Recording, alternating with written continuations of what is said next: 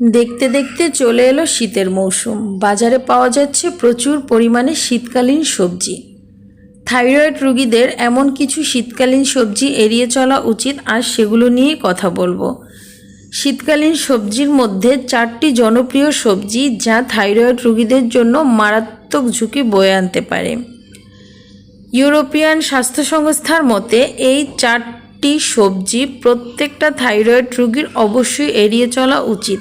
এই তালিকাতে প্রথমেই রয়েছে বাঁধাকপি। বাঁধাকপি আলসার নিরাময় করে, ত্বকের সমস্যা দূর করে, ওজন কমাতে সাহায্য করে। এর বিভিন্ন পুষ্টিগুণ থাকা সত্ত্বেও এটি কিন্তু থাইরয়েড রোগীদের জন্য মারাত্মক ঝুঁকিকর একটি সবজি।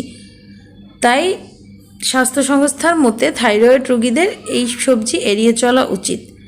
এই তালিকায় রয়েছে ব্রুকপি, ফুলকপি।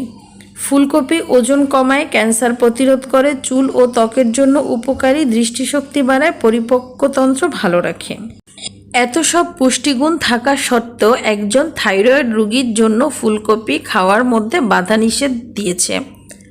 তাই আপনারা চেষ্টা করবেন এই সব সবজি এড়িয়ে চলতে। যদিও খেতে চান সেটা উচ্চ তাপে রান্না করে খাবেন, সালাদ হিসেবে এবং কম জাল করে অবশ্যই খাবেন না। এই তালিকায় রয়েছে মূলা। শীতকালীন সবজি হিসেবে মূলার পরিচিতি ব্যাপক। কম বেশি মূলা আমরা সবাই খেয়ে থাকি, তবে থাইরয়েড রোগীদের জন্য এই মূলা কিন্তু ভীষণ ঝুঁকিকর। তাই থাইরয়েড রোগীরা এই শীতকালীন সময়ে মূলা থেকে এড়িয়ে চলবেন। এরপর এই তালিকায় রয়েছে ব্রুকলি।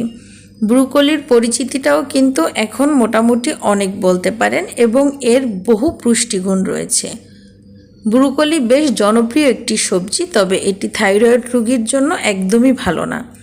থাইরয়েড রোগীদেরকে ডক্টর অনেক ধরনের খাবার এড়িয়ে চলতে বলা হয়।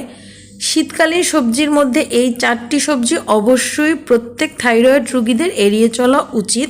থাইরয়েড রোগীদের খাদ্য তালিকা থেকে অনেক ধরনের খাদ্যই ডক্টর খেতে নিষেধ করেন।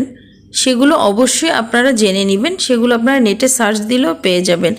যেহেতু শীতের মৌসুম চলে এসেছে এবং বাজারে প্রচুর শীতের সবজি পাওয়া যাচ্ছে, তাই আপনাদের জন্য আজকে আমার এই ভিডিওটা। আশা করি আপনাদের উপকারে আসবে। সবাই ভালো থাকবেন।